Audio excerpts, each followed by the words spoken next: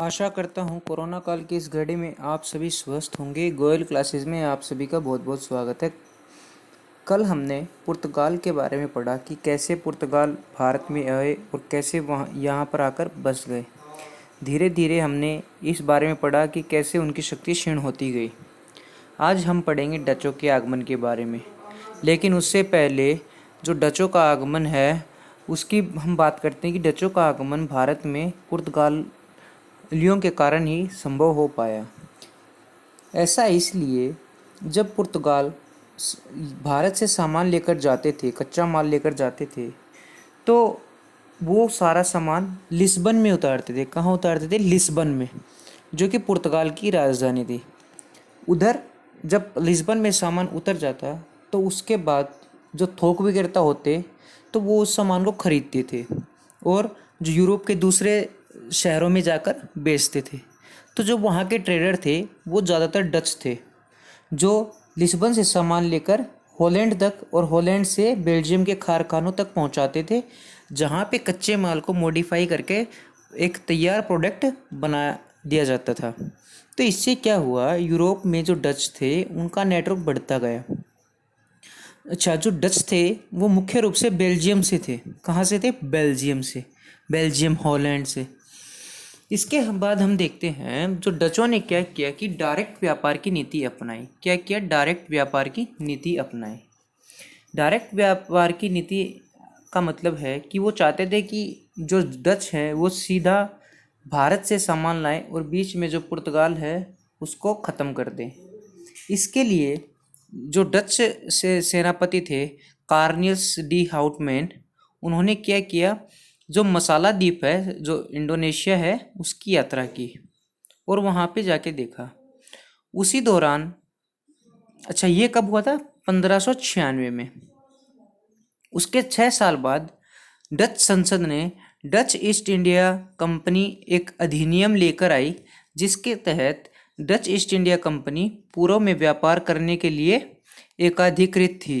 यानी कि किसी भी दूसरी अन्य कंपनी को ऐसा मौका नहीं दिया जाएगा और केवल जो पूर्व के साथ व्यापार करने के लिए केवल डच ईस्ट इंडिया कंपनी ही कर सकती थी। उस समय ये जो कंपनी है वो लगातार 21 वर्षों तक चली। इसके बाद इसके अंदर जो भी व्यापार होता, जो भी जिस भी व्यक्ति का इसमें पैसा लगा होता, जो भी इसके शेयर होल्डर्स होते, उनको उस समय 18 गुना मुनाफा दिया गया। हालांकि मुनाफा काफ़ी अधिक था, लेकिन उन्हें कितना मुनाफा दिया गया? 18% मुनाफा दिया गया। आरंभिक जो इसमें निवेश था वो 6500 गिल्टर का था, जिसे वीओसी बोलते हैं। वीओसी एक इकोनॉमिक टर्म है जिसमें आरंभिक निवेश को शामिल किया जाता है। इसके बाद 1604 में वॉटर हेग नामक सेनापति भारत में आया, जो कि कहाँ का सेनापति था? हॉलैंड का सेनापति था। वो उन्होंने भारत आगमन किया, लेकिन जब उन्होंने सूरत और मालाबार तट पर अपनी अपनी फैक्ट्रीज लगाने की कोशिश की तो उस समय पुर्तगालियों द्वारा उन्हें बीच में ही रोक दिया गया। इससे आहत होकर जो डच हैं वो दोबारा यूरोप में लौट गए और 1605 में अपनी पूरी तैयारी के साथ दोबारा भारत आगमन किया। और इस समय जो उनका आगमन था वो पश्चिमी दिशा को छोड़कर किस दिशा में था? पूर्वी दिशा में। अभी तक वहाँ पर पुर्तगालियों का इतना प्रभाव नहीं था, तो इसीलिए उन्होंने आंध्र प्रदेश के मसूलीपट्टनम में अपना निवास किया। आंध्र प्रदेश में उस समय नील की खेती काफ़ी बड़े पैमाने पर होती थी, और जो नील की खेती होती थी उसको वहाँ पे 2 नामों से जाना जाता है, नागलवाचे और पालकोल्लू। क्या क्या? नागलवाचे और पालकोल्लू, ये दोनों यूपीएससी में आ चुके क्वेश्चन हैं। इसके बाद वहाँ पर मसूलीपट्टनम में फैक्ट्री लगाई। वहाँ पे जो उनकी फैक्ट्री थी उसका दुर्गीकरण किया, जिसे गैल्ड्रिया बोलते हैं। क्या बोलते हैं? गैल्ड्रिया। जो वहाँ की फैक्ट्री थी उसका नाम उन्होंने गैल्ड्रिया दिया था और उसके चारों ओर दुर्ग का निर्माण किया था, ताकि कभी भी अगर कोई पोर्तुगल या फिर कोई दूसरे राज्यवंश इन पर हमला करते हैं तो इन्हें बचाया जा सके। धीरे धीरे पट्टनम को एक वस्त्र उद्योग के केंद्र के रूप में स्थापित किया और वहाँ पर लगने वाली जो मार्केट थी तो उसे क्या क्या नाम दिया गया, सदर्सपट्टनम और द्रासपट्टनम। क्या क्या, सदर्सपट्टनम और द्रासपट्टनम, दोनों यूपीएससी क्वेश्चन है, ध्यान से। सदरपट्टनम और द्रासपट्टनम। धीरे धीरे जो पूर्व के साइड से जब जैसे ही डचों ने एंट्री मारी तो धीरे धीरे इन्होंने बंगाल की खाड़ी पर कब्जा करने की कोशिश की और धीरे धीरे अपना विस्तार करते हुए हिंद महासागर में डचों ने अपनी प्रभाव दिखाना स्टार्ट किया। हालांकि कंट्रोल अभी भी किसके हाथ में था, पुर्तगाल के हाथ में था, लेकिन धीरे धीरे ये पैर पसार रहे थे, थोड़ा थोड़ा इनका प्रभाव बढ़ता जा रहा था। आंध्र प्रदेश से लगते हुए सीमाओं पर इन्होंने अम्ब्योना द्वीप पर कब्जा किया 1605 में। धीरे धीरे फिर इन्होंने पुलिकट में वस्त्र उद्योग लगाए। 1610 में जो पुलिकट में कंपनी की स्थापना की गई वो डचों के द्वारा की गई। इसका मुख्य उद्देश्य वस्त्र और जो धागे का व्यापार था उसको बढ़ावा देना था, ताकि जब भी यूरोप में वस्त्रों की मांग बढ़ती ताकि यहाँ से निर्यात किया जा सके। 1616 में, अच्छा इसके बाद क्या हुआ, इसके बाद जो डच थे उनका काफ़ी खर्चा हो गया था, क्योंकि उन्होंने नेवी पर भी काफ़ी खर्चा किया था ताकि पुर्तगाल से लड़ा जा सके और जो देसी रजवाड़े हैं उनसे भी मुकाबला किया जा सके, इसलिए नेवी पर भी भारी भरकम खर्चा किया था। और वो लगातार उन्हें जो सरकारी कोठियाँ हैं उनका निर्माण करना था, फैक्ट्रियों का निर्माण करना था। इसके लिए अब उन्हें क्या होने लगी, पैसे की दिक्कत होने लगी। इसके लिए जो डच ने क्रेडिट बैंक ऑफ एम्स्टर्डम की स्थापना की। एम्स्टर्डम नीदरलैंड में है, नीदरलैंड की राजधानी है। वहाँ पे क्रेडिट बैंक की स्थापना की, जिससे कि विदेशी व्यापार को बढ़ाया जा सके और उन्हें पैसे की परेशानी से सामना ना करना पड़े। उधर जो राजा था कहाँ का, हॉलैंड का, उन्होंने एक्सचेंज बैंक बनाया। यानी कि देखो, जो डच ईस्ट इंडिया कंपनी है वो सरकारी कंपनी थी, लेकिन पैसे के लिए उन्होंने किसको बनाया, क्रेडिट बैंक ऑफ एम्स्टर्डम। लेकिन जो सामान था अब राजा के लिए तो उतना ज़्यादा मायने नहीं रखता था, तो उसके लिए उन्होंने एक्सचेंज रेट बनाया, एक्सचेंज बैंक बनाया।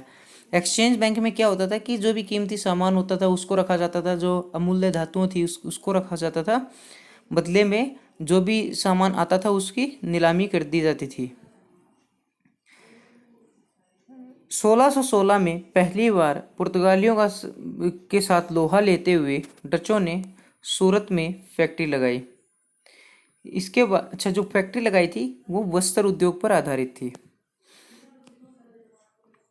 1641 में मसूलीपट्टनम, देखो जो राजधानी बनी थी, कौन सी बनी थी राजधानी, मसूलीपट्टनम बनी थी, क्योंकि डच का अधिकार क्षेत्र वहां पर ज़्यादा था। इसे लगते हुए क्षेत्र पर विमलीपट्टनम में एक भारी वस्त्र उद्योग की स्थापना की गई। 1645 में कलाइल के क्षेत्र में वस्त्र उद्योग की स्थापना की गई और साथ साथ मसाले के लिए व्यापार के लिए कोठी बनवाई गई। 1653 में चिंसुरा जो बंगाल में है वहाँ पर जूट का निर्यात किया गया। जूट का निर्यात कहाँ पे किया गया, नीदरलैंड में। बंगाल से जूट ले जाकर नीदरलैंड ले जाया गया और जो उसका जो मेन जो पोर्ट था कौन सा था, चिंसुरा, इसका भी दुर्गीकरण कर दिया गया। 1658 में आज का जो कासिम बाजार है उसकी स्थापना की गई। वो किसके द्वारा की गई थी, डचों के द्वारा ही की गई थी। धीरे धीरे डचों का व्यापार पटना तक फैलता गया। 1658 में बालासोर में भी एक जो डच कंपनी है उसकी शुरुआत की गई। 1659 में नागपट्टिनम जो कि तमिलनाडु में क्षेत्र है वहाँ पर भी एक उद्योग लगाया गया और यहाँ पर सैनिक अड्डा भी स्थापित किया गया, ताकि जब भी कोई पुर्तगाल जो नेवी का जहाज है अगर उससे आए तो उससे लोहा ले सके। 1660 में गोलकुंडा में खदान लगाई गई डचों के द्वारा ताकि कोयले को आयात किया जा सके। 1663 में कोचीन में वस्त्र उद्योग लगाया गया।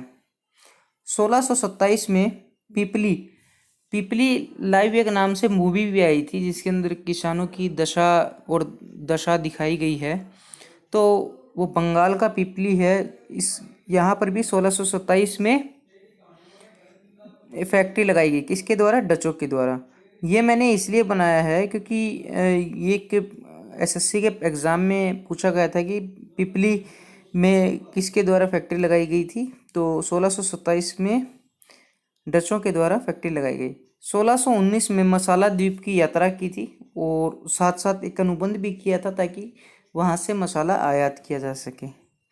1641 तक आते आते जो डच थे उनका अधिकार किस पर हो गया? मलक्का जल संधि पर। 1658 में पुर्तगाल से श्रीलंका को छीनकर किसके अधिक्षेत्र में आ गया? डचों के अधिक्षेत्र में आ गया। 1717 में मुगल शासक फर्रुख शेर ने डचों को उत्तर भारत में व्यापार करने का अधिकार पत्र दे दिया और इनका व्यापार कहाँ तक फैलता गया? उत्तर भारत में भी फैलता गया। लेकिन 1756 में क्या हुआ कि अंग्रेजों और डचों के बीच में युद्ध हो गया और जितनी भी डचों की कंपनी थी उसके ऊपर किसका अधिकार आ गया? अंग्रेजों का अधिकार आ गया। इनका काफ़ी बड़ा साम्राज्य था, लेकिन अंग्रेजों से जो युद्ध हुआ था यूरोप में, उसके बाद जो भारत की जितनी भी कंपनियां थी, जितनी भी सरकारी कोठियां थी डचों की, वो किसके अधिकार क्षेत्र में आ गई? अंग्रेजों के अधिकार क्षेत्र में आ गई। 1759 में एक बोधरा का युद्ध हुआ जिसके अंदर अंग्रेजों की जीत हुई और डचों की हार होने के बाद एक संधि की गई जिसके तहत बोधरा की संधि की गई जिसके तहत जो डच हैं उनके भारत में व्यापार करने पर प्रतिबंध लगा दिया गया। अच्छा, आप ये सोचते हो कि इतने बड़े पैमाने पर जो व्यापार फैला है और अंग्रेज लगातार प्रतिबंध लगाए जा रहे थे, ऐसा क्यों हो रहा है?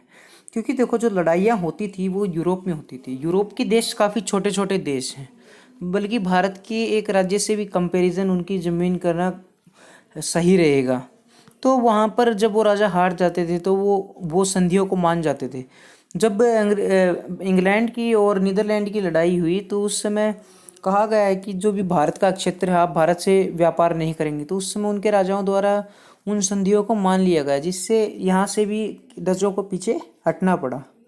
हालांकि इतने मुख्य स्तर पर यहाँ पर इतना युद्ध नहीं हुआ, और कोई भी कंपटीशन एग्ज़ाम में जब डचों के और अंग्रेज़ों के युद्ध की बात आती है तो बोधरा का युद्ध ही काफ़ी फेमस है, जिसके अंदर अंग्रेज़ों की जीत हुई थी और डच हार गए थे। और बोधरा की संधि के तहत जो सभी प्रतिष्ठान थे डचों ने अंग्रेज़ों को दे दिए थे। तो आज का लेक्चर काफ़ी छोटा सा ही था। इसके आगे हम अंग्रेज़ों के आगमन के बारे में बात करेंगे, जो कि मेरा एक फेवरेट पार्ट भी है वीडियो का। मतलब काफ़ी अच्छा लगता है वो पार्ट पढ़ने में, पढ़ाने में, और इसके ऊपर बात करेंगे। अगर आपको हमारे द्वारा बनाई गई वीडियोस अच्छी लगती हैं तो प्लीज़ हाथ जोड़कर विनती है, चैनल को सब्सक्राइब करें, लाइक करें और शेयर करें, क्योंकि वीडियो और कंटेंट बनाने में काफ़ी टाइम लगता है। तो प्लीज़ थोड़ा सा इस बात का ध्यान रखें कि मेरी मेहनत भी ज़ाया न हो और आपका भी अधिक से अधिक फ़ायदा हो सके।